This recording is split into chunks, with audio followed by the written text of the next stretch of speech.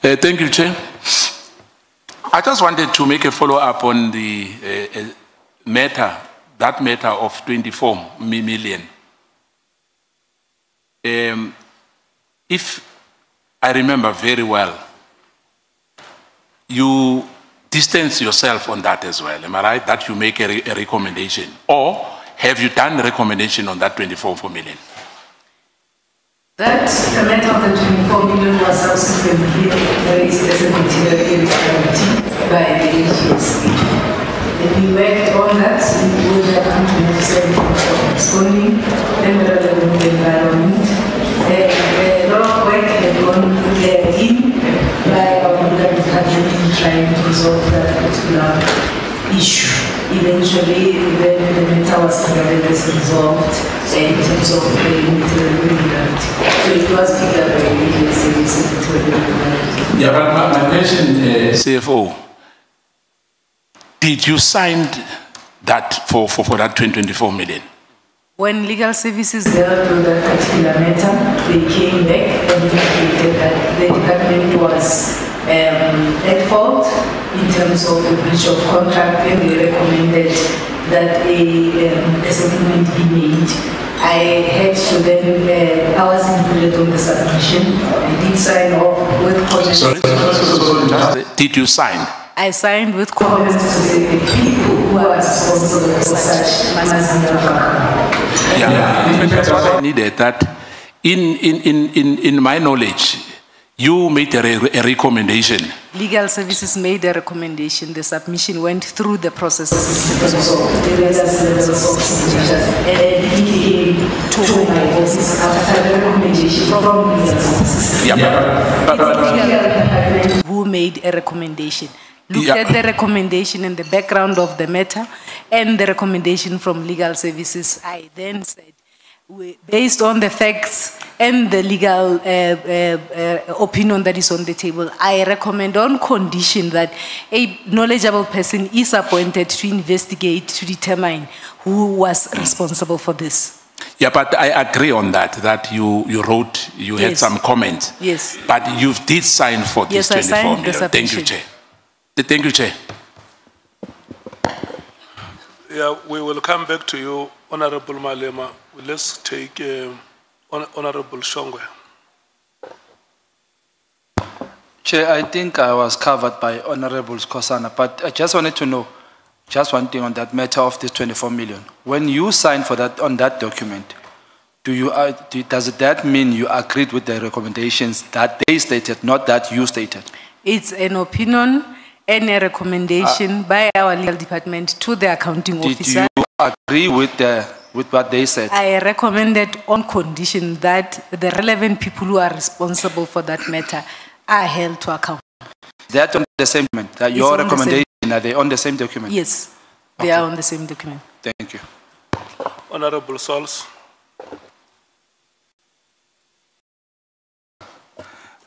General, what is the highest and the lowest overtime paid?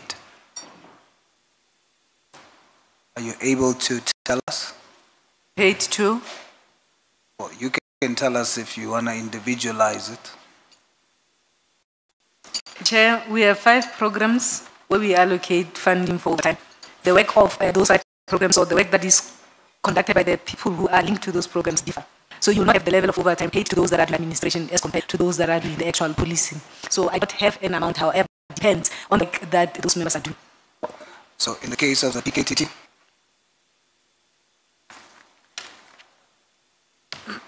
In the case of the PKTT? Chair, when you look at the PKTT, since its inception, the highest amount up to so far would be recorded in 2019-2020, that is 26 million or 26.4 million. As I indicated, you will see a 0 there for this financial year.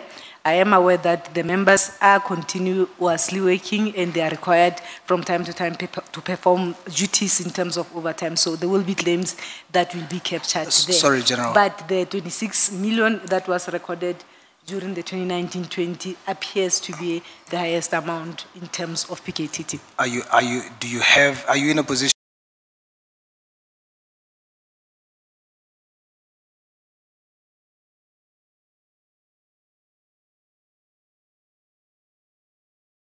to say the individual who had the highest overtime and the individual that had the lowest time? I do not have those Overtime. records. Don't have those. Thank you. Honorable Mwango. Thank you, Honorable Chairperson.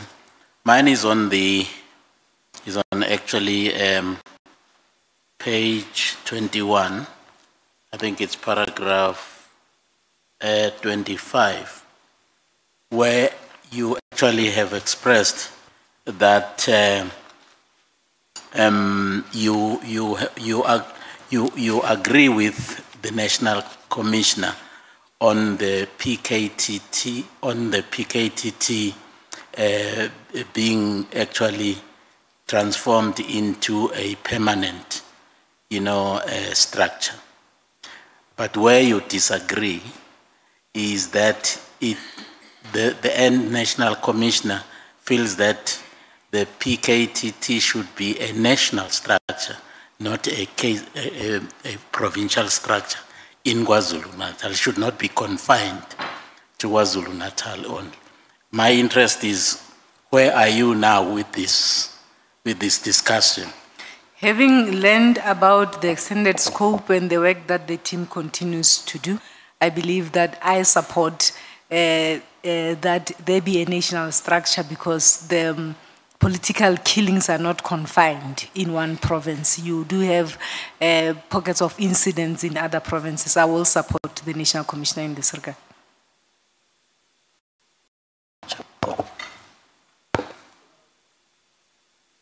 Honorable Malema. Thank you, Chair. I just want to add this March 2023 shutdown, which cost 368 million. Which one is that one? CFO. 368,000. Which one is that one? 300 million. 368 million. There was a match somewhere in March that was called a shutdown.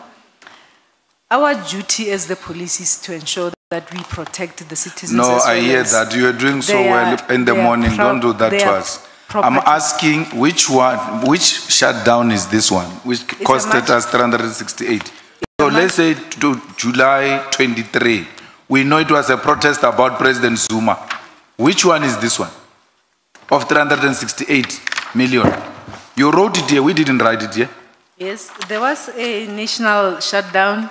My memory is losing me, Chair, in terms of what was the actual issue in this particular regard, but I know it was in March. As I indicated, March you close the books, so you would have captured your few claims. Those that you would not have concluded, then you conclude them in April. That is why you see expenditure going into the next financial year, but it was for the same reason. My memory is leaving me. I can't recall exactly what was the issue, but there was a national shutdown during that particular period that we needed to deploy and ensure that we protect, or we ensure that then is stability in terms of those provinces that would have been affected by this much.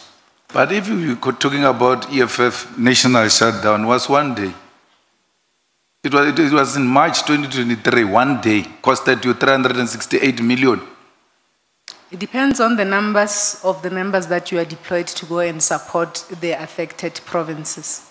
These are operational decisions that are made to ensure that we are effective in terms of policing public order issues and ensuring that there is stability in the country. So I wanted to ask the General, that was not necessarily my question. My follow-up was, during lockdown, COVID lockdown, only essential services were allowed to work, and that will include police. Why should an impression be created that police were less working during COVID as if they too were locked down. They were not locked down. They were not locked down, but your time is up, honorable member. Oh, time is up. Your time is up, honorable member. Honorable Sangon. Thanks, Chair. No, I wanted to go to that march of the EFF that cost the country 400 million to protect a non-starter. My round of questions is coming now, Chair, so I'll raise it then. Thank you. You see what she's doing, and we're going to come threefold like that, and she's going to be a crybaby. She does that all the time, and when we attend to her, she cries like a crybaby. I have made a request to the two of you, Honorable Malema and Honorable Sangon, to meet aside of the proceedings and thresh out those issues.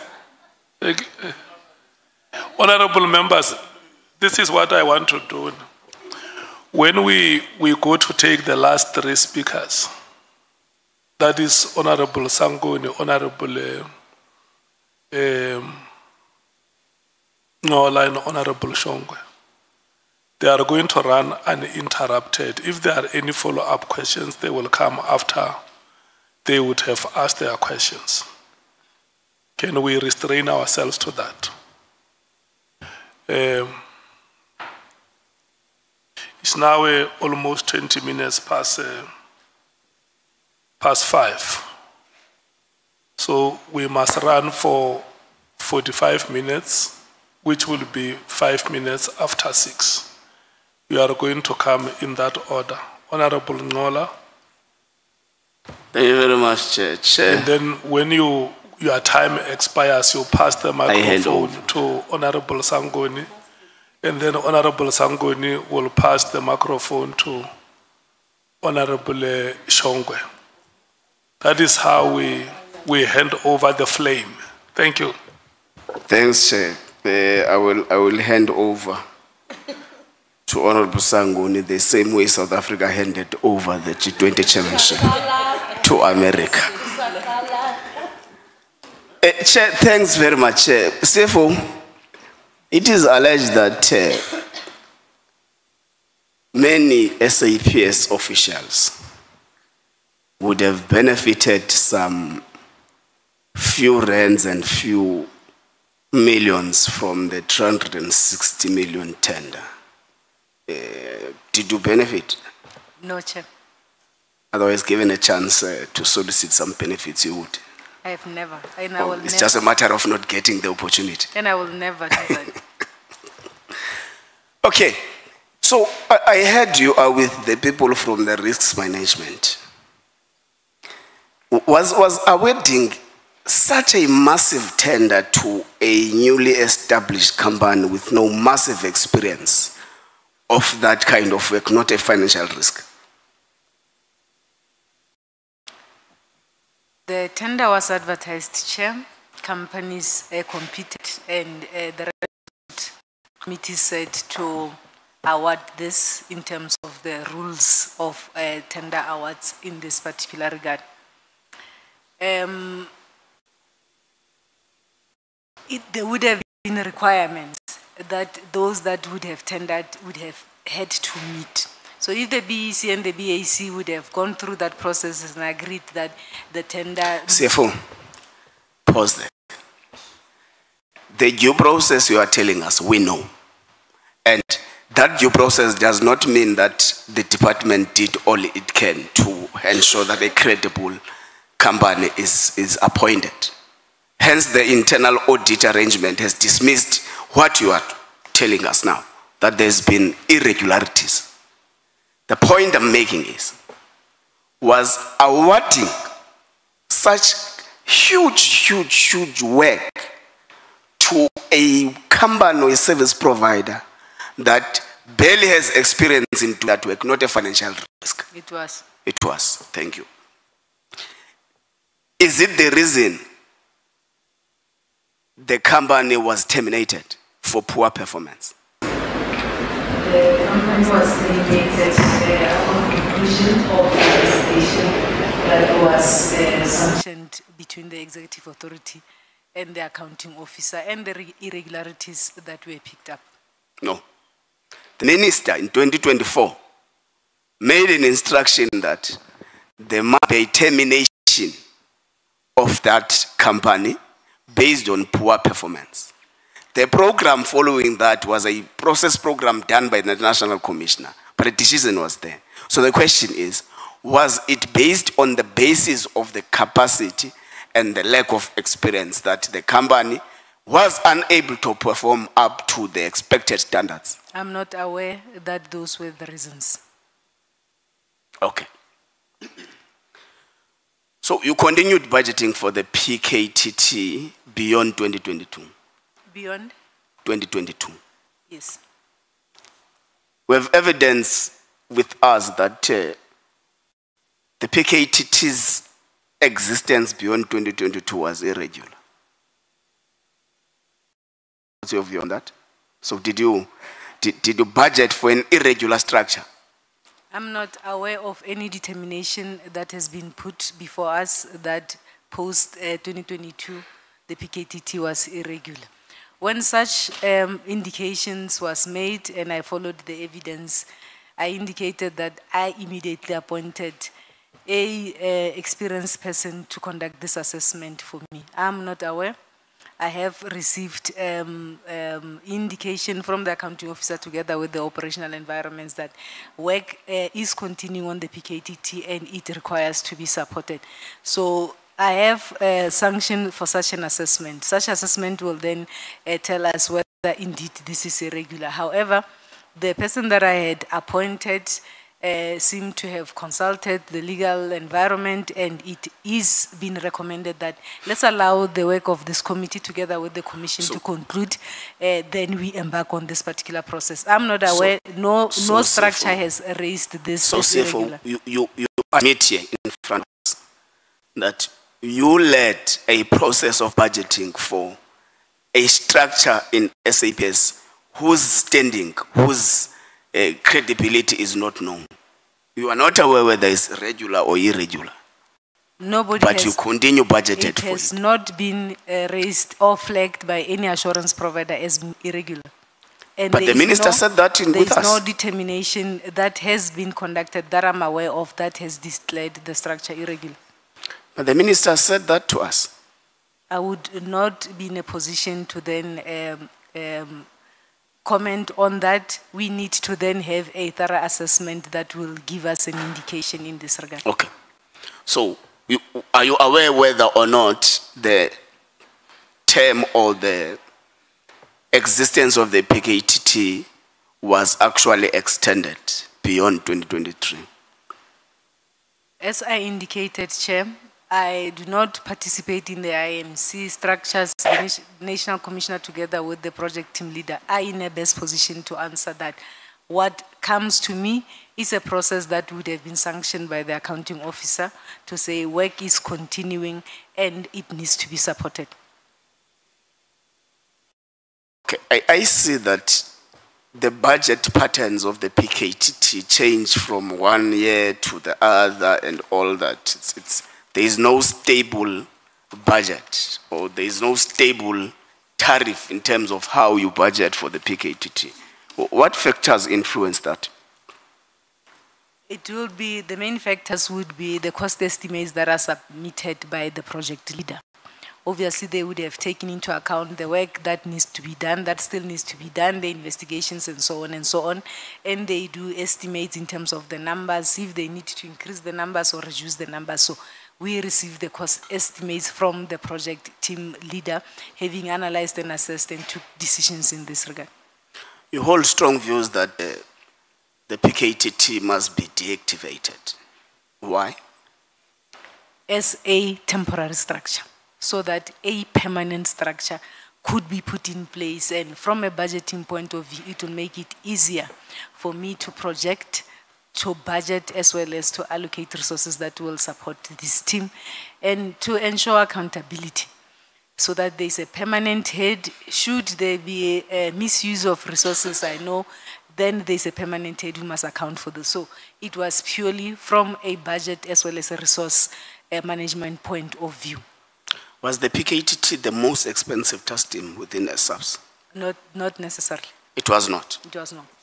Okay. Do you bill other arms of state when you have deployed officers to help in the work they are doing? For example, if Parliament is holding SONA, you deploy high-ranking officials of SAPS. Do you bill Parliament for that work? There are events that would have been arranged by other environments, other departments, where a commitment letter, I will demand a commitment letter working together with the head of VIP protection or protection services, and those departments will then commit, and we then do an interdepartmental claims. There is work that the VIP protection unit as well as the protection services is their mandate to then do. Events, policing in terms of issues of SONA and all those, this is the mandate of that particular program 5. But there are instances where other events where we do not have money, then there will be an agreement with the organizing department that there is a commitment letter. Post that event, then we then submit and facilitate an interdepartmental claim. Okay, thank you, Chair. Honorable Sangoni, the baton is yours.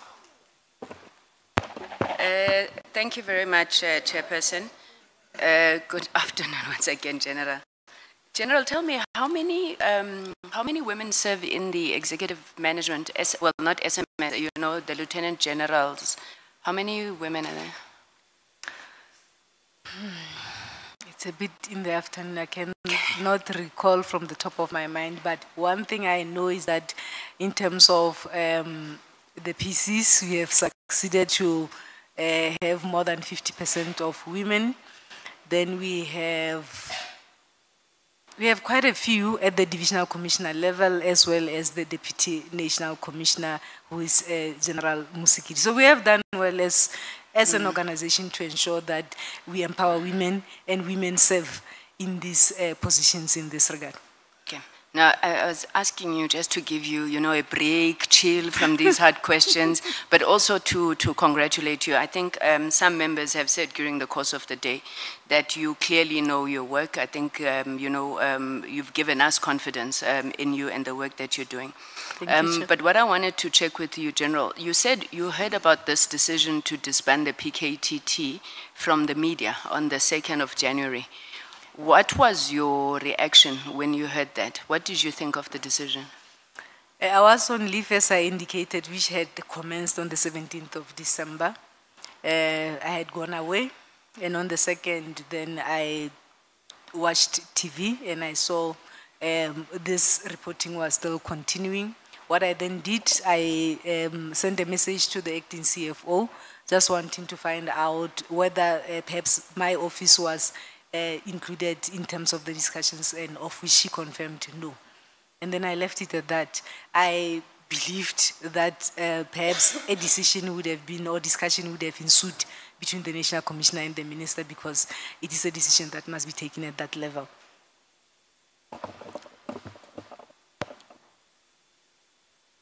Did you think it was a correct decision, though, that the Minister took? At that time, I wouldn't make anything of the decision. Like I said, I was on leave. One would have assumed that when you go on leave, work continues. Perhaps there would have been engagements between the two leaders, and they would have taken that decision.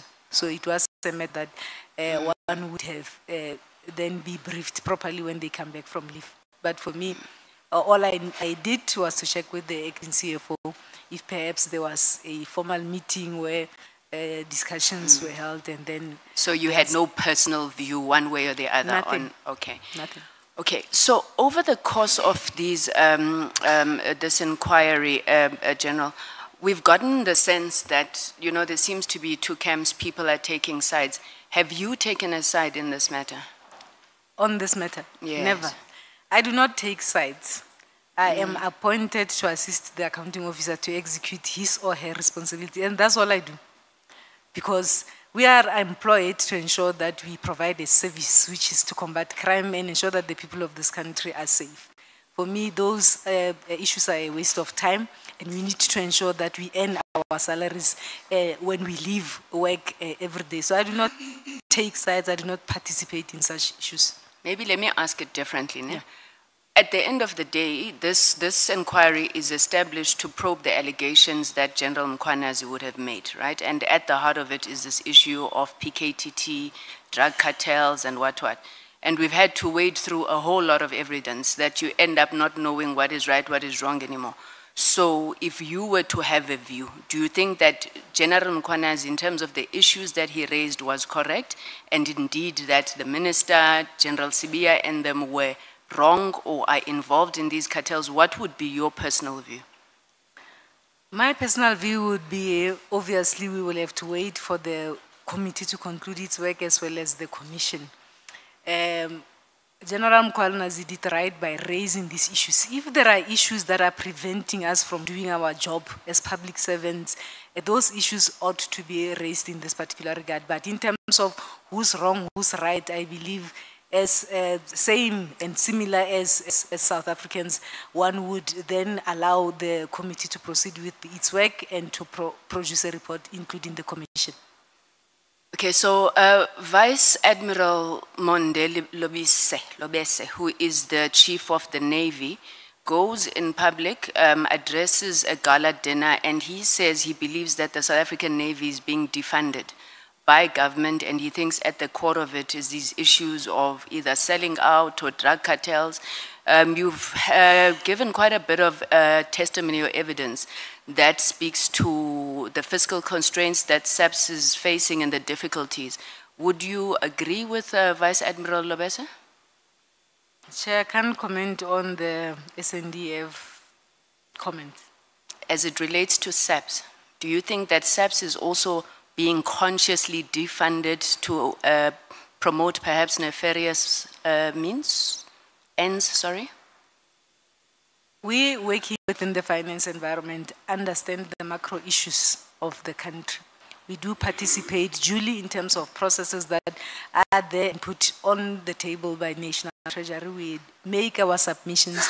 We always make submissions that are over and above what is currently available. And we hope that one day the macroeconomic situation of the country will improve, and we will be having resources in abundance to ensure that we all are able to deliver the service that we are tasked to deliver as government departments.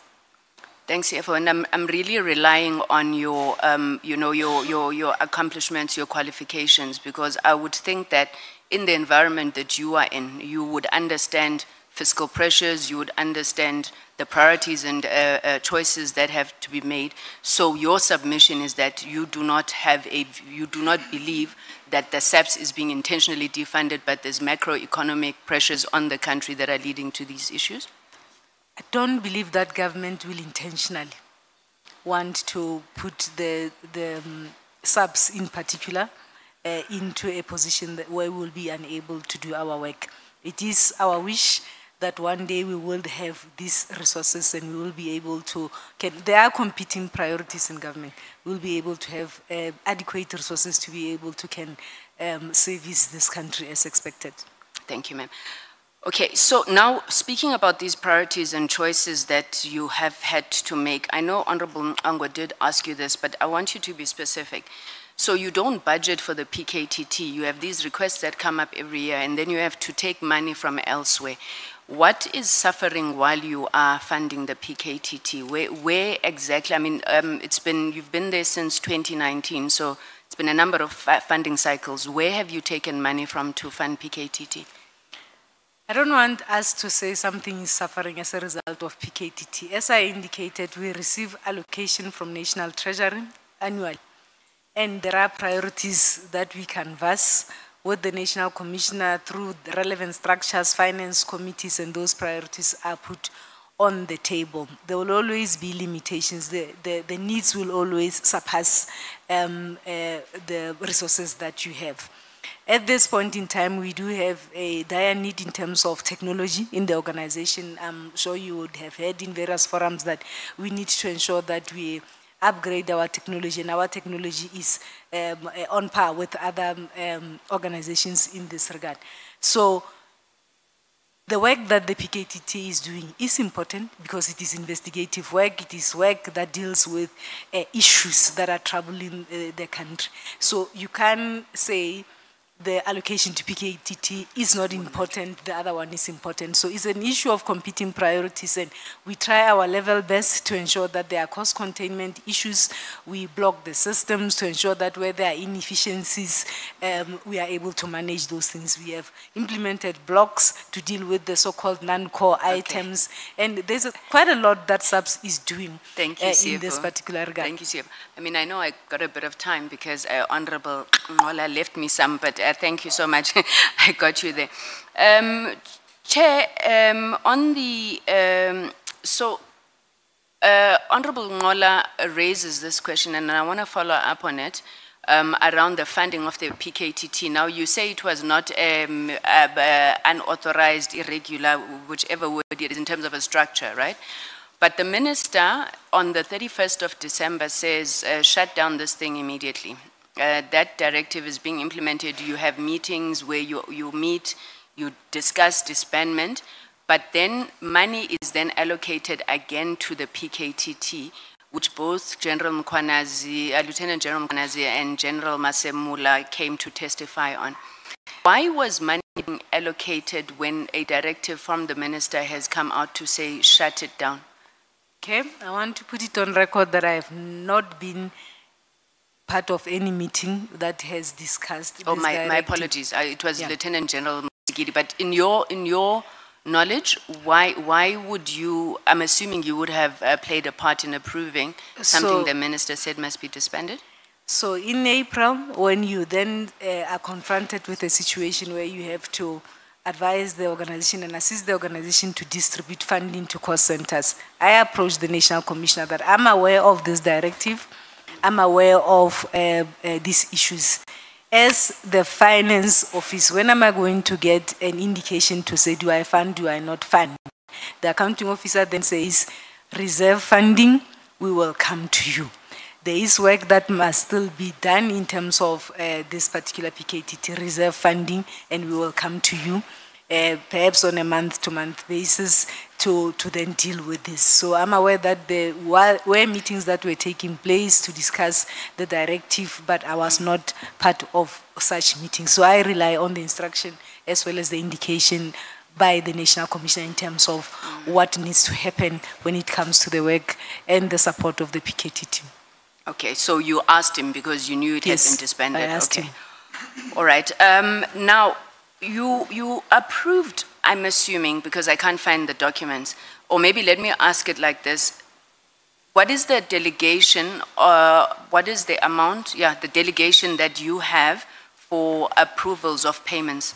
Who would have paid the money that was paid to Mr. Matlala's company? Who would have approved that? As I indicated, we have a national policy that regulates the payment of suppliers in the CFO. department.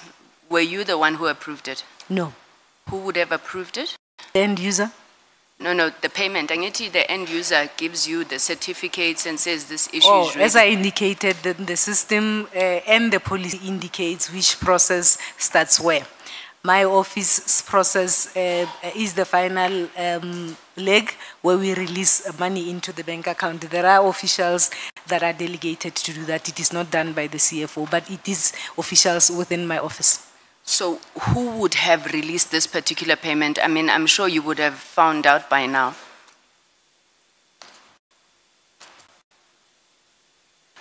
The section that deals with everything medical is headed by a Major General and there's a Brigadier.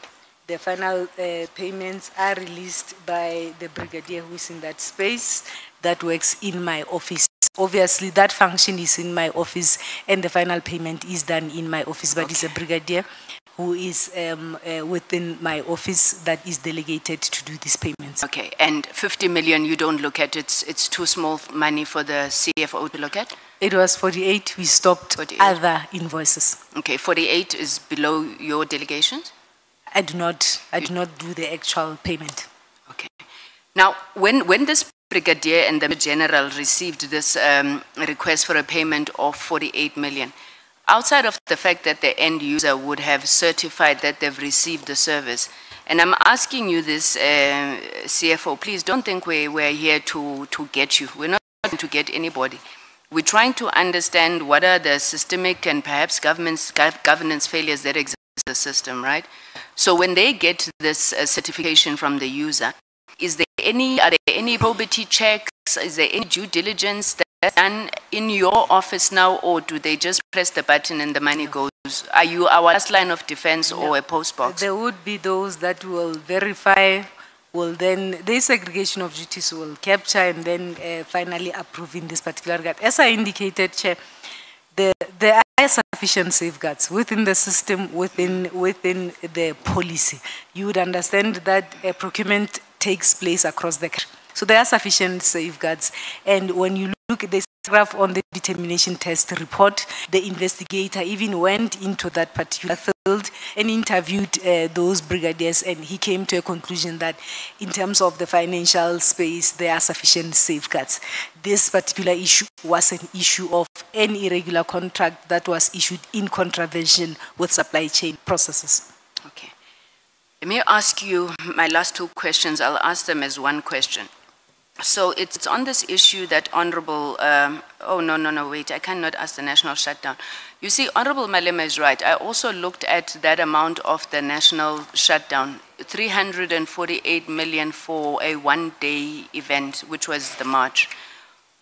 When you approve the allocation of such funding, 1 billion rand more or less for the July 21 unrest, when you approve such amounts, can you give us a sense of what goes into 350 million rand to safeguard, protect, serve the country on a one-day event? And can we take it that every time there's a march in this country, you are spending amounts of that nature? Our role as the police is to ensure that we safeguard the citizens of this country, including their properties. One of our core responsibilities is to ensure that there is public order.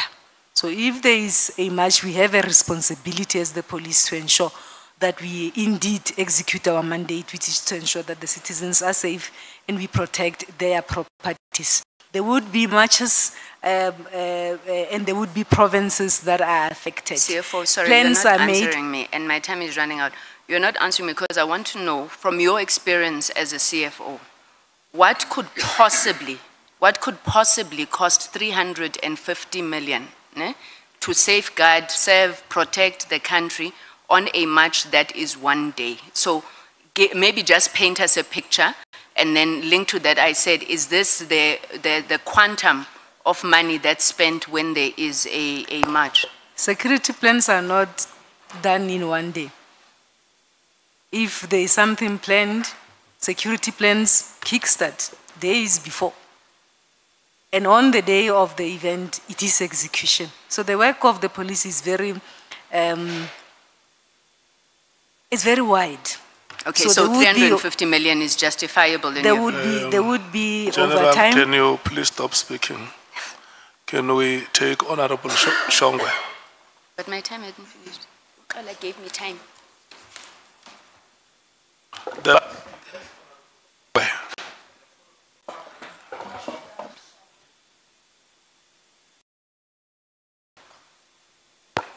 The last speaker is Honorable Shongwe. Your time starts now.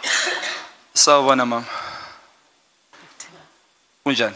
All right, thank you. Ngiyaphila. Ngicela ungisondelele ku mic angikuzwa kahle ne. Uyakhona ukukhuluma mama sixoxe? Ngiyabua Chair. Wabuwa ukabuwa unataba. Yes. Quick one. Imali yama South Africans idliwe mama uyavuma? Chair, can I request Chalete ya di South Africans idliwe wadumela. Which money, Chair? In the tenders, the 360 million tender. The investigation will tell us what has happened. But when wadumela oriji or ayajiwe? Ke mang, Chair? By the perpetrators? Sorry? You think I asked you? Are you investigating something that you believe money was taken or not? Money were paid to this tender that has come out as a tender that it was allocated irregularly. That is why we are investigating to ensure that that monies that were paid, if then there is possible recovery, we recover from those that would have been responsible. So what do you mean, there might be a possibility to reach? There could be a possibility. All right. And this thing happened when I only CFO. What do you mean? Yes. Okay. Matlala ufile tender. This new tender at 360 million while you were CFO. Where from? There was a tender committee, bid adjudication committee that looked into that and allocated. I do not participate in those committees. But you are CFO? Yes, I'm CFO. Where from? Yes. Thank you. One thing I'm seeing here, General, between you and General Fanny, there is no way you guys want to take responsibility through your officers. And we understand that your offices are the last line of defense. I want us to deal with that right now so that we understand whether you know which you are the last line of defense or you don't know. Are we clear on that, Mama? Can we go through that line?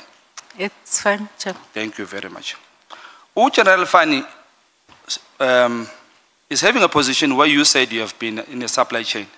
Can you hear me? You said you were once in the supply chain, right? And now you are a CFO, which means it's easy for you to pick up if the General Fanny did something wrong, right? Or maybe missed something. Did he miss anything in this thing, tender? General Fanny reports to the National Commissioner. Okay, ma'am. In terms of where does General Fanny report? To the National Commissioner. Do you think General Fanny missed something? As he was working on the issue of the tender? Regarding this tender, yes. The investigation has revealed such. Has revealed such? Yes. Do you suspect something or what? I cannot comment on that. The investigation must reveal such. So, there's something wrong that happened in that tender. The investigation has revealed that this tender was awarded irregularly. So should we blame General Fanny? He should take responsibility. The accounting officer must take responsibility in terms of having delegated this work to the BAC to deal with on his behalf. So both of them must take responsibility. Okay, let's park that and we'll come back. Especially when my name is used in a space where using my name. I want us to establish the minister is therefore in your own, okay, let me say in my words, but taking from you, the minister has lied about you and said you knew about the budget. He came to you or spoke to you about the budget of the PKTT. The minister did not say that. When I followed the proceedings, when he was asked if he had discussed with the CFO, the minister said no. Didn't the minister say he had consulted your office? No. His response was no, I did not consult the CFO. And he took his decision on his own?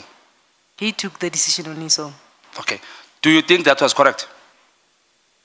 One would have thought such a decision would have been canvassed with the accounting officer.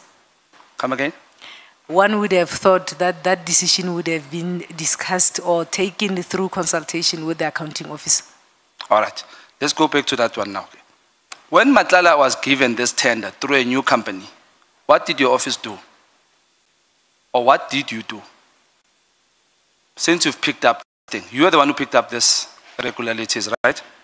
I indicated that a report was given to me to say this is possible irregular expenditure. My responsibilities will then unfold as follows. I recorded this and reported it accordingly in terms of the books of subs, and it was duly audited by the external auditors. After cancellation, we then also instructed my office to stop payments in this regard. Okay. please recommend to us, what should the Parliament recommend when it comes to general fund? What should we do on fund? Those that would have been responsible for these lapses must be held to account. Must be held to account? Yes. What would you recommend to us? Angene venini noma simlethela eKhoshimampuru simshiye la or it will depend on the outcome of the investigations and its recommendations. Okay, in your tenure as CFO, has anybody been arrested?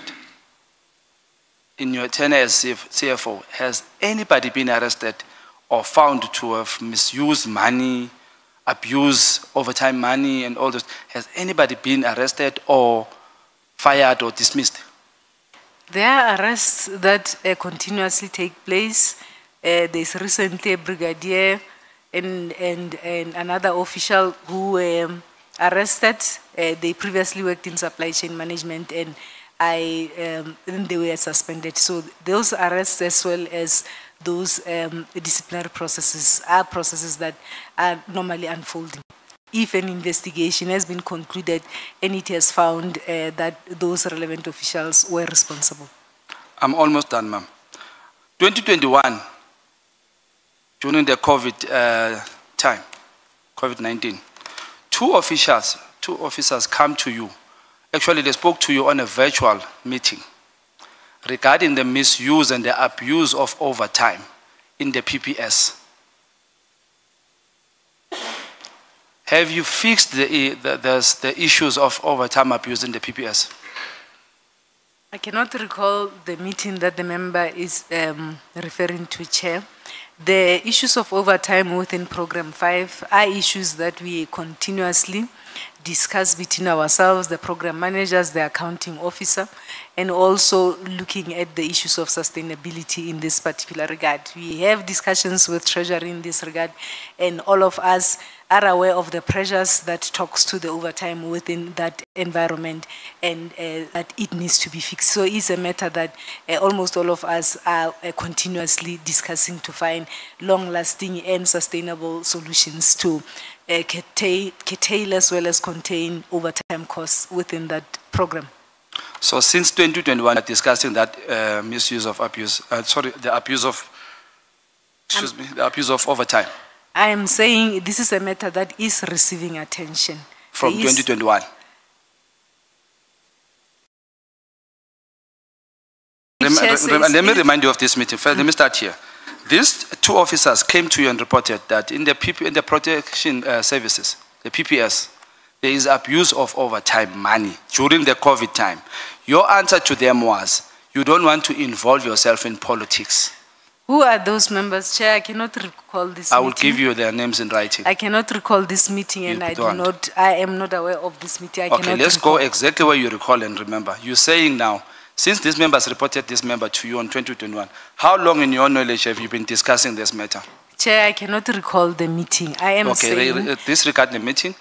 How long in your knowledge have you been discussing indaba ye abuse ye overtime lapha ya ku PPS? Chair, we know that overtime is a cost driver within Program 5. We are continuously looking for ways to ensure that we sustain that program in terms of General, this I am cost a driver. very fair person. Let me do this. What are you continuously doing? Let me give you your own question so that you can answer it, then you come back to mine. What are you continuously doing? For example, we have had discussions in terms of the possible review of the policy. We have also made submissions and discussions in terms of the areas that we believe that the current existing policies could be improved to ensure that then we sustain. Thank you very much, General. Let's cut it there. That would have been the question to your answer. I was fair. I gave you your own question to your own answer. Can you answer my question? How long have you been discussing the misuse or the abuse of overtime money in the PBS? Chair, overtime that is utilized in that particular program, it's overtime, it is a cost driver. When you say discussing abuse, we don't gather around the table and discuss abuse. We discuss in terms of what are the cost containment as well as efficiencies that we can put in place to ensure that we sustain the cost of overtime, which is a cost driver in those environments. We discussed with the program managers, the accounting officer. We have even made recommendations, working together with the program managers to National Treasury to support us through the relevant parliamentary structures to ensure And that for how long policy, has this been happening? The policy is then reviewed in this particular regard. What I'm trying to get, General, is how efficient are you guys? How long do you take to fix this zinto as moshakalayo? Because remember, by the time you guys take long to fix this thing, if these people reported 2021 and you are failing to answer me in your own knowledge, how long have you and your leaders been discussing issue abuse? Chair, I want to know how long. Chair, I'm not aware of this meeting. Okay, so meeting. I cannot talk about this meeting. But how long? How long have you guys discussing the misuse of that overtime money? Chair, we continuously maybe look at ways to put efficiencies in terms of manage this cost driver, which is overtime. In order to continue, you must start somewhere. From where? From when did you start discussing such? Chair, I took over as CFO in 2019. So since 2019, you've been discussing this matter. We put cost containment, we communicate, we ensure that the managers are then held responsible. Okay, thank you. Let's go to this last question. General Wali Rode, Yamas. Yes. He was advised not to buy 2 cars that were not office spec of VIP protection vehicle. Do you know of that story? No, I do not know, Chair. Okay, I may put it on record that it was in your tenure. Sorry? I'm going to tell you, please go do something about it. What I'm going to tell you, please go do something about it. The voice is a bit soft, I struggle to hear. Okay. This is information I'm giving you, and I want you to come back to me in writing what are you going to do or zoyenzan, right? General Wali Rode bought 2 cars from a company in Pretoria, and he was advised not to do so. These 2 cars didn't meet the spec of VIP protection vehicles, but he continued to do so. Since I've told you now, on the top of your head, what are you going to do about it, or should I wait for the letter? I'm not certain who would have advised. It is a matter that I'm not aware of, Chair. Okay. It is a matter that one could follow up. All right, Chair. Thank you very much, Chair.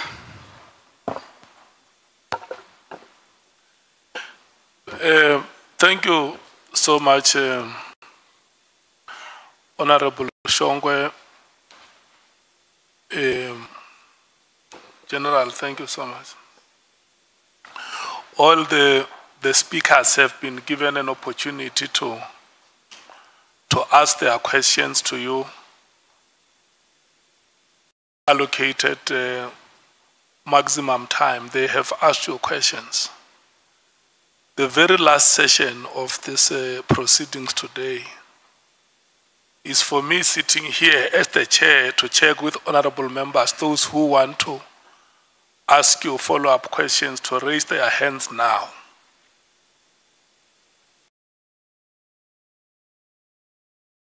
Okay. When I recognize you, you will lower the hand. Honorable Matthys, you will be number 1. Honorable Nomvalo, number 2. Honorable Skosana, number 3. Honorable Sanguni, number 4.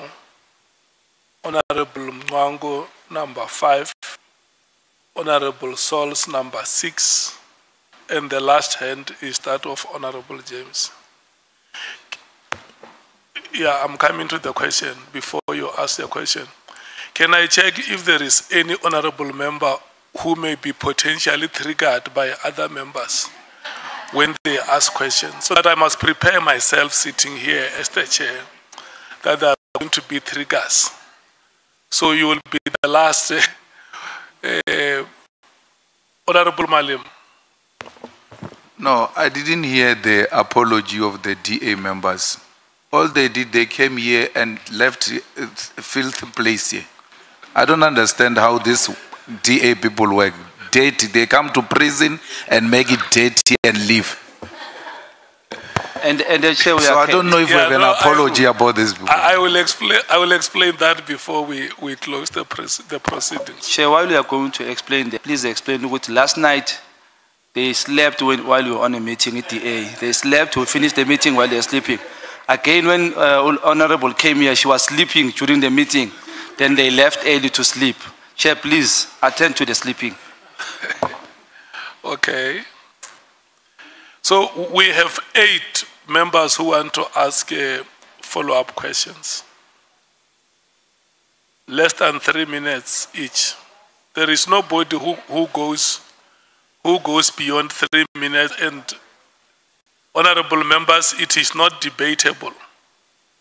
And you know when a player remonstrates with the referee after the whistle has been blown, you are inviting a yellow card to yourself. Honorable Matthews.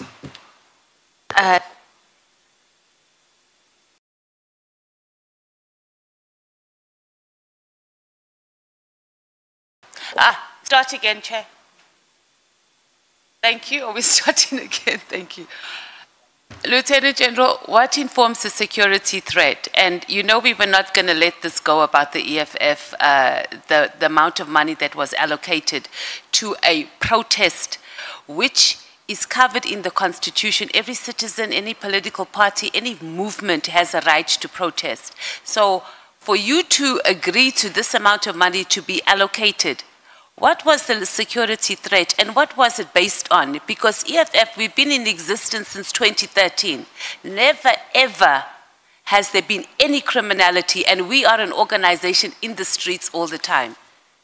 So it can't be that so much money can be allocated to a peaceful organization that has been in the streets protesting against an ANC government who kills workers for protesting for a living wage, against the ANC government who kills children because they cannot even provide pit toilets, or they cannot provide proper toilets, and our children are being killed in school. So please talk to us about that. Chair, on paragraph 8 of my statement, I indicated that while I oversee financial operations, it is crucial to understand that my role does not extend to operational decisions. There are those that are responsible for operations in the organization. Okay. There are those that are responsible.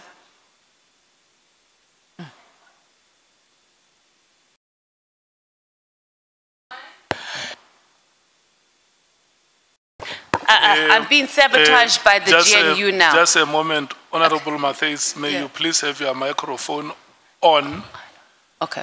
And I'm reminding you for the last time, I'm not going to compensate any time that is lost when the microphone is off. The committee can't provide proper resources. No, you answered that question, CFO. I'm asking something specific. I'm saying when it comes to you, what do you need to know before you make a decision that this is a reasonable amount, not getting involved in operations?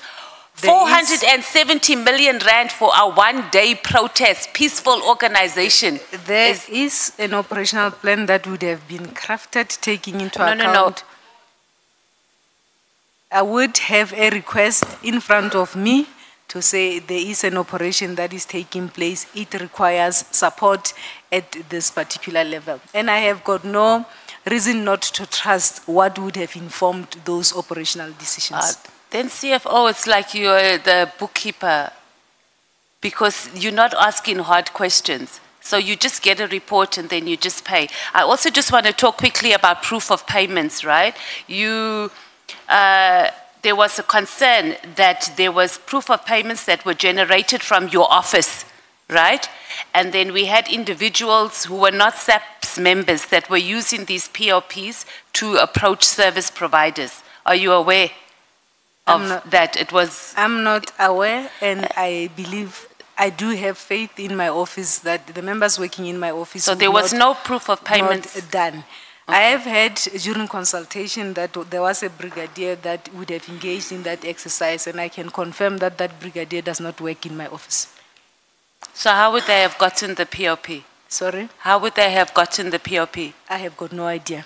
But it's from your office. Are you still investigating? The brigadier is not in my office. This is a part and parcel of the ongoing investigation. Okay. Hey, okay, I feels like we have gotten into the same vibe as Lieutenant General Fani with don't know and not responsible, but thank you, CFO. You still had 1 minute left. Are you done? Okay. Next, Honorable Number. Yeah, thanks, Chair. General, not in the context of the Medicare contract, but generally, when the two scenarios coexist, irregular appointment, poor services, can there be value for money?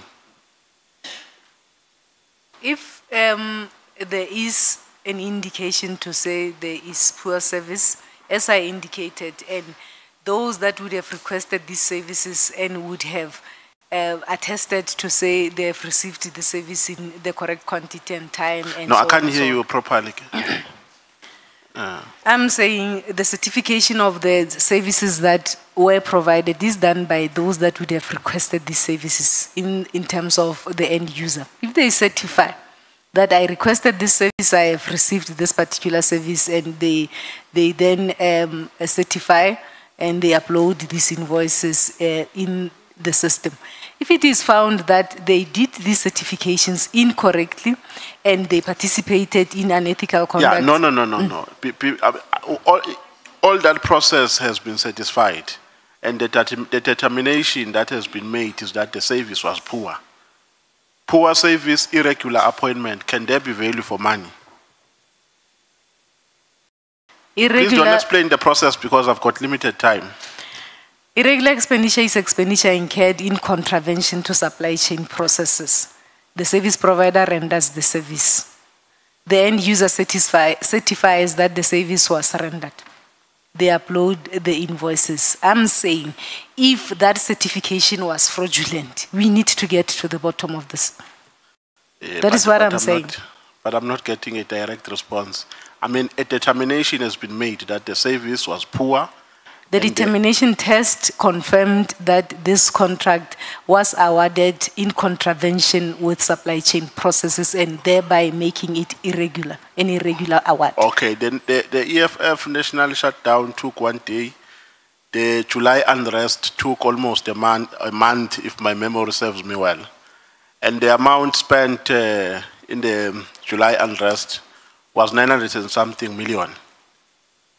So my mathematics is failing me in that regard. Does that make sense that a shutdown that took 1 day cost 400 and something million, and the unrest, which took almost a month, cost 900 and something million? Maybe there's something wrong with my mathematics. These are the cost of public order duties that we perform in this country. So these are some of the, sometimes we call them diversions, where our resources are diverted to go deal with such public order. No, but maybe my question is the curation not impactful? The curation of the service, or the curation of the, in this context, of the national shutdown, does it not have an impact that this one was 1 day and therefore the cost can't reach a certain amount? Chair, I rely on the operational environments. They would have applied their minds, they would have done a threat assessment, and they would have come to a conclusion to say the security plan must be executed in this fashion, and it must be supported with this kind of resources. So it makes sense to you, CFO, that the shutdown, the national shutdown of the EFF cost 400 and something million, and it took only 1 day, whereas the July unrest took almost a month, but it cost 900 and something million. So that makes sense according to you. Chair, as I indicated, the operational environments will be best suited to deal with this. The July unrest, my understanding would be, it was more prevalent in a bit of more than one province, and you needed to then support those provinces with additional manpower in this regard. And when you then deploy additional... May you please stop speaking. Honorable Skosan.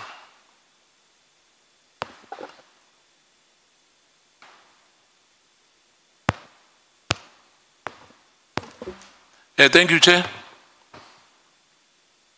CFO,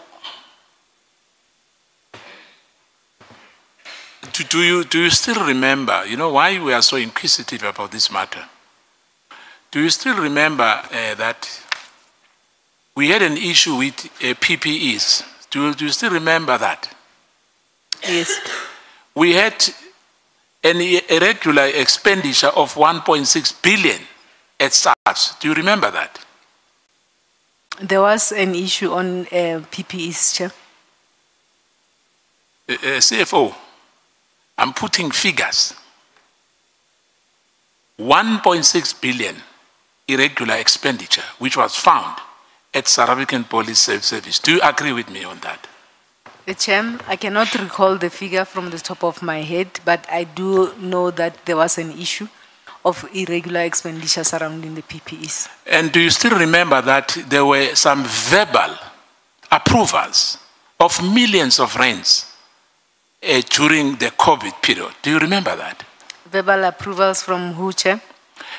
I'm talking about, I'm talking about SAPS here. And remember, we are the CFO. Now, I'm saying all these monies which were paid, I don't want to name companies because it would be like I'm starting afresh. I'm just saying to you that our concern as members of of the taxpayers' money, it's not something personal. Hence, I'm reminding you that that is not the first time. It's not only about this Kate Matlala's tender, which invokes all what I'm talking about now, to say, under your watch, there was this issue of PPEs, which it was found by the AG, no, not me, that it was irregular. So what I'm asking you, do you agree? And I said to you that the issue as well was that some of these tenders, there was verbal agreement.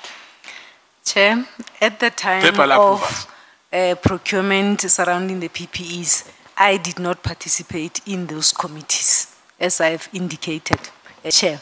I have indicated that there is a culture in the organization that we must deal with to ensure that there's real consequences so that it serves as a deterrent. But during the era where procurement was made in terms of PPEs, I did not serve in any of the structure that I understand anyone that.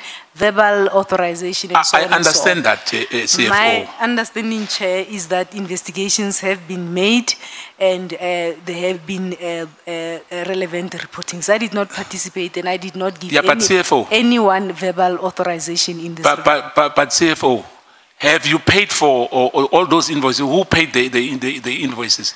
The invoices, as I indicated, there's a policy that governs the payment of service providers. At the end, if the end user has certified that I've received services and they load those invoices, we then, at the end of the value chain, it is my office that will then release those CFO, payments. With due respect, at the end of the day, if you are not concerned about what I'm talking about, you are going to pay invoices which people did not even work for. Ghost, what they call them, ghost invoices, because of what they send to you. If you don't satisfy yourself that those invoices are proper. Chair, SAPS is a national department. It has a policy, and that policy provides for necessary safeguards. Yeah, but wait, CFO, let me end by saying to you. All of you is now me speaking now. You stop speaking. Next, Honorable Sangon. The benevolent is gone. The benevolent is gone. Thank you. Thank you very much, Chair. CFO, you know, you've really spent a lot of time explaining to us the reporting lines, explaining to us the policies. We get it. We honestly get it. And I want to repeat what I said to you, that we're not trying to get you. But why is it that when it comes to areas that you should be accountable for, and I was looking at your statement where you list your responsibilities, and this is what I'm following up on the national shutdown, you don't know, it's operational decisions. What role do you play except for just signing off the money? On the issue of procurement, you don't know, it's somebody else. So what you do is sign off the money. Is the money safe then, CFO, if you don't apply? It is very safe. Can I finish, Chair. CFO, if you don't mind? Sorry. So that's the question, and I don't want to come back again. I want for you to just clarify on the issue that Honorable Shongwe was raising on overtime. You approved 1st of April to July 2025, 13.2 million rand for overtime for a period of 3 months, right? For this year. For the PKTT for 3 months. Where is through the thinking on that? Those are my only 2 questions. Thank you, Chair. Chair, I do not approve. I am requested to Sorry, confirm. you recommended. Can you tell us why you recommended? I don't want us to quibble on words. Please, CFO, thanks. I am requested to confirm if funds are available when those funding requests come to my table. The final approval is done by the accounting officer. Having taken into account the decisions in terms of operations and the plans and the threats, as well as those operational discussions that would have taken place. The submission comes to me to confirm if funds are available. And Chair and the committee, I can give you comfort that the subs funding is safe. To this end, we have not incurred any unauthorized expenditure. There are necessary safeguards. The problem comes in when individual officials go out of their way to then override controls and engage themselves in wrong behavior. When we pick up that there is deliberate override of controls, of course, we do take the necessary steps in this regard. Sorry, DDG. So are you saying to us, your only responsibility is to say, yes, there's money, no, there's no money. As a DDG, sorry, Lieutenant General, you don't apply yourself beyond the fact that there's money, there's no money? I do, Chair. That is why I would raise those concerns with the line managers. That is why I will have conversations with the National Commissioner. That is why during executive meetings or BOC, I would raise this and point out the cost pressures so that management can take note. That is why we would have a containment policy. That is why we would have internal controls that we put in place. I do not just rubber stamp in this particular regard. Thank you. Okay, thank you so much. In future, please, man, make sure that you fund MK disturbance as much as you fund EFF disturbance. Now they're fighting here, wanting to know why you funded these ones small when you funded those ones big. Thank you. I still stand by that commitment that the meeting must happen.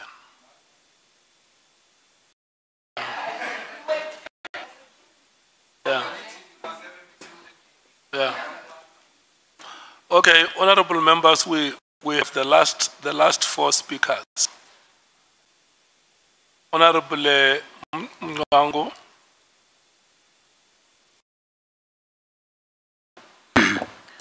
Thank you.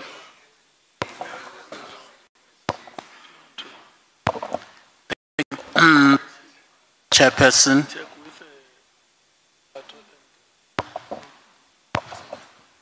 Thank you, Honorable Chairperson. Mine actually has to do with the 360 million rand tender.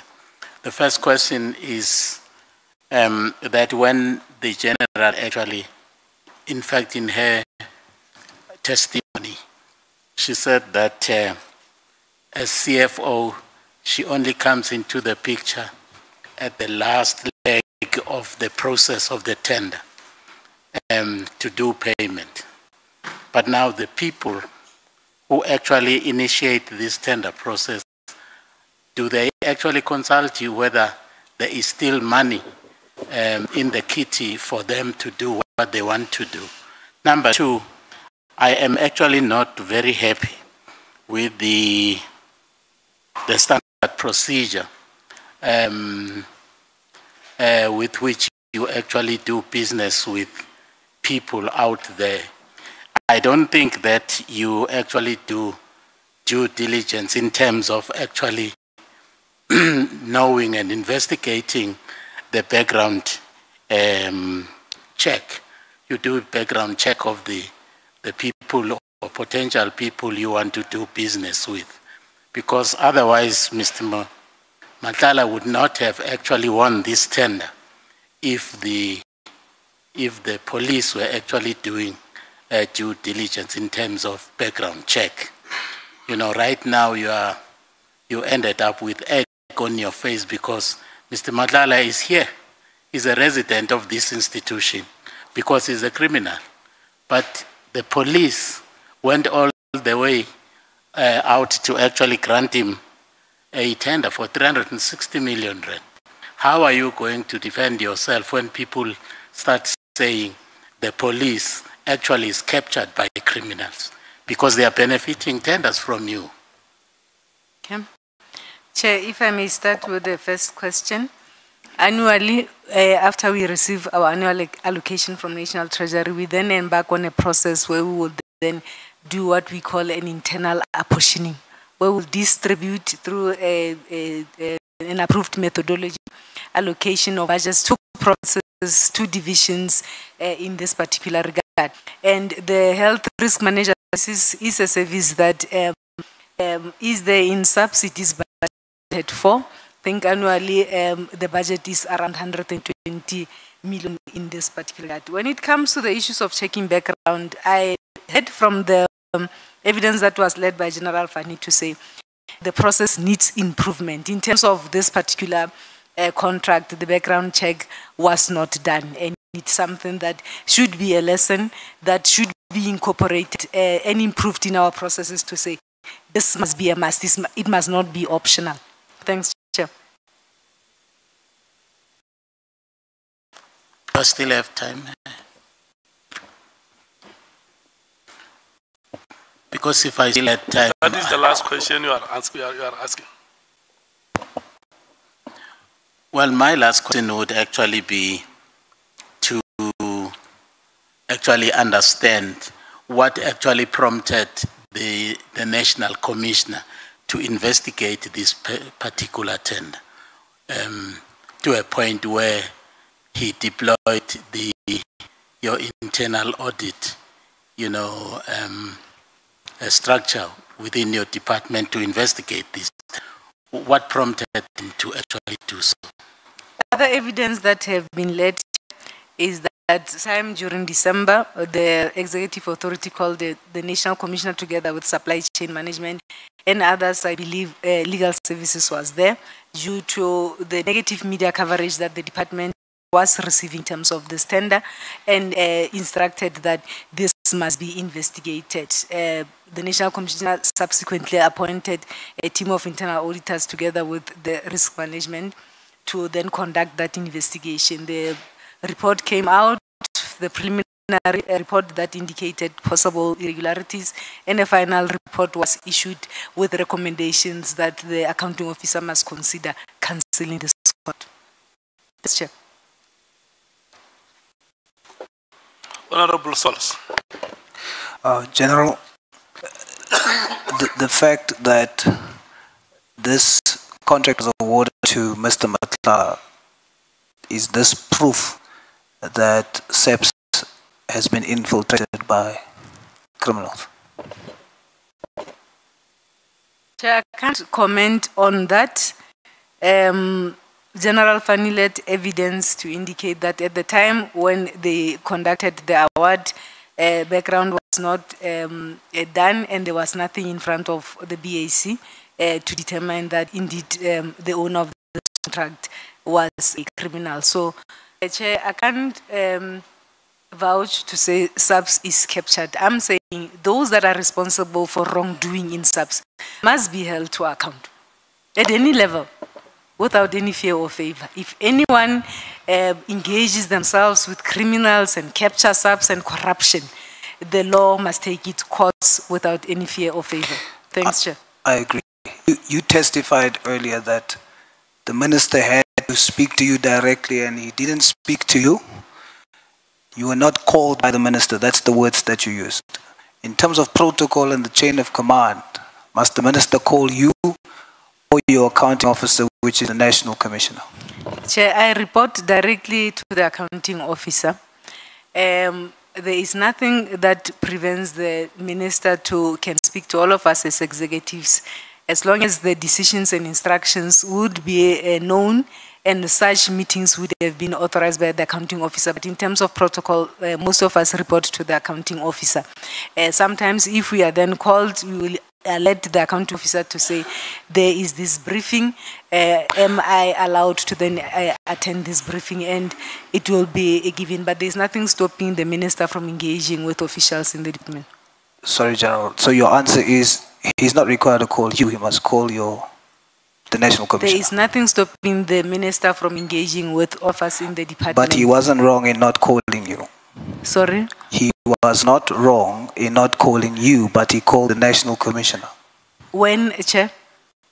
All the meetings before us was with the National Commissioner. And it will depend on what is being discussed in that particular meeting. I am saying in the meetings that dealt with the issues of the disbandment and so on and so on, I was not part of that because I was not invited. Obviously, the National Commissioner would have identified the relevant role players. But it is the National Commissioner in protocol that the minister should be calling for a report.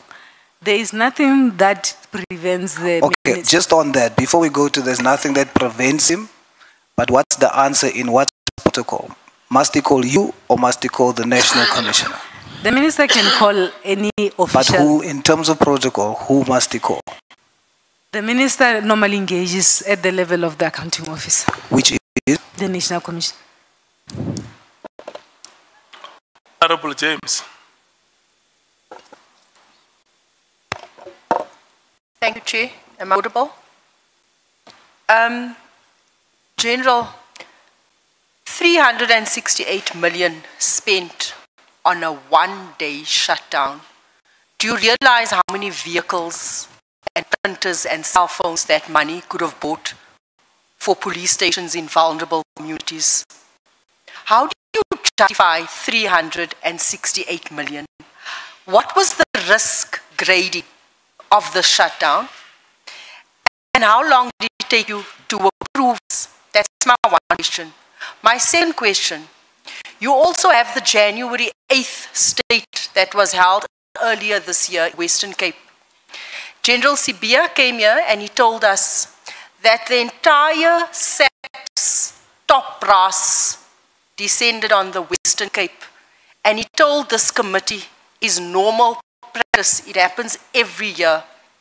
Now I want to ask you, how much did it cost SAPS to have the entire top brass here for the ANC January 8th statement?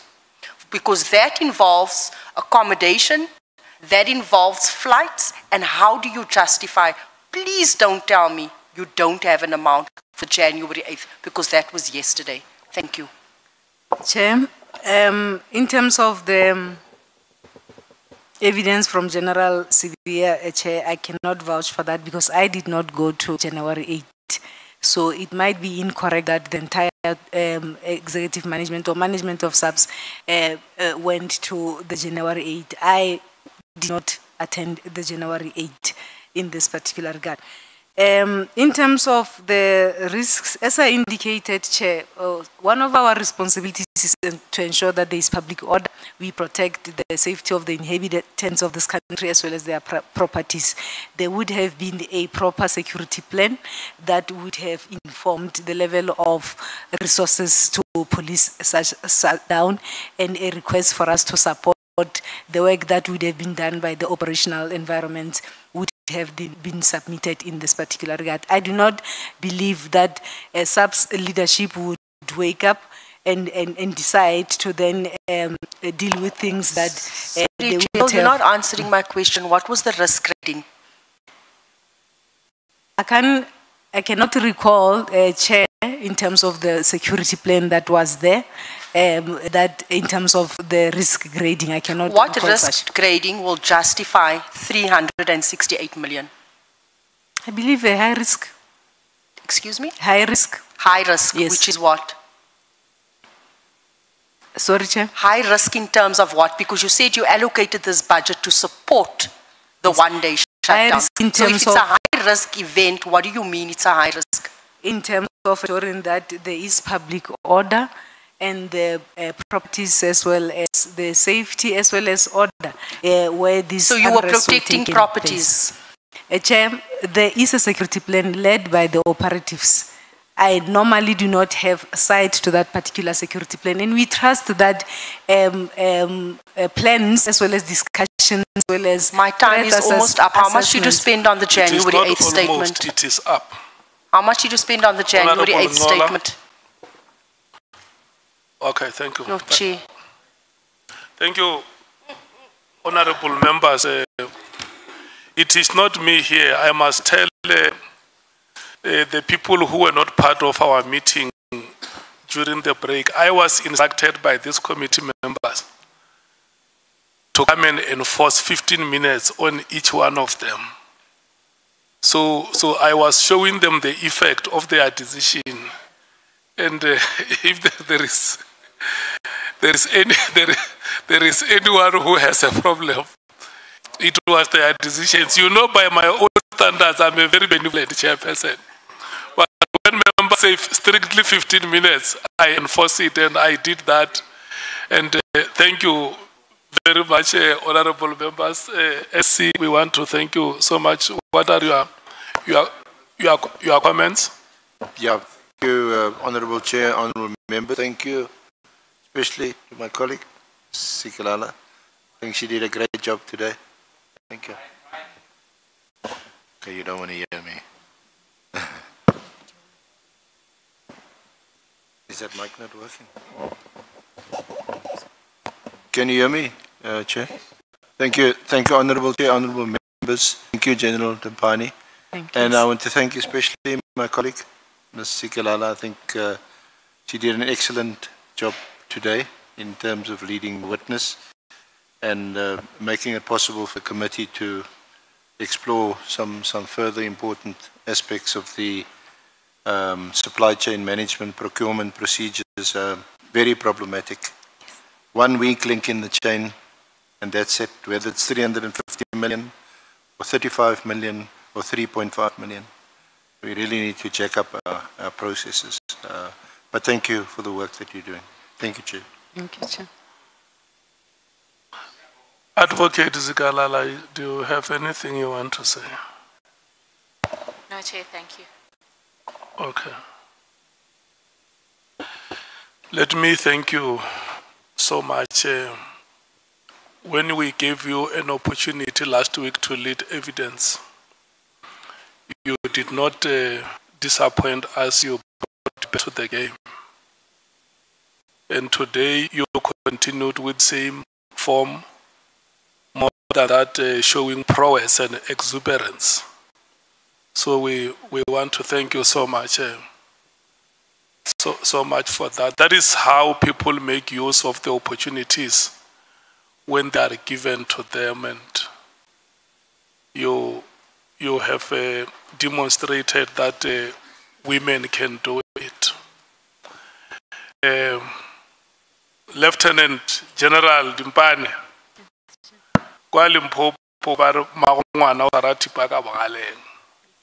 do you understand what that means? Yes, Chair.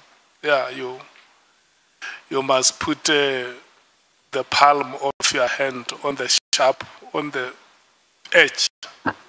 edge of the knife. I don't have any question that I must ask you. I think the questions that the honorable members have asked you are adequate. You have been the CFO of this department. You know the period that you have been appointed up to now. I can only advise you to go back and look at the things that could have been done differently during your tenure as the CFO, so that when you move forward or in your upward mobility, they must not disable your movement. That is the only advice I can give. The rest is for you to decide what you do. When you are appointed to a position of leadership, there is only one choice that you must make. The choice to lead, because appointment itself is not sufficient. You must make the choice to lead. The women of this country and other women who may be occupying similar positions at senior management of the SAPS. You must be exemplary to many other women of this country that you are not appointed to this position simply because you are women. You have been appointed to these positions because you qualify those appointments. And if you can't perform in an appointment that has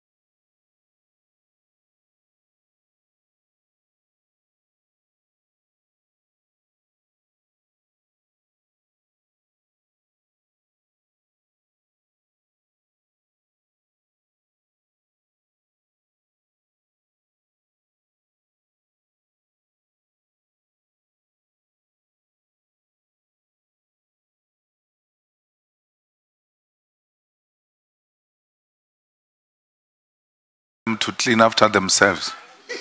That's a big problem. Environmental cleanness is next to godliness. Cleanness is next to godliness. They will be here tomorrow. The first thing we do when we start the meeting, they made the prison dirty. Honorable Honorable Skosana, may you please, I know you don't have eyes at the back.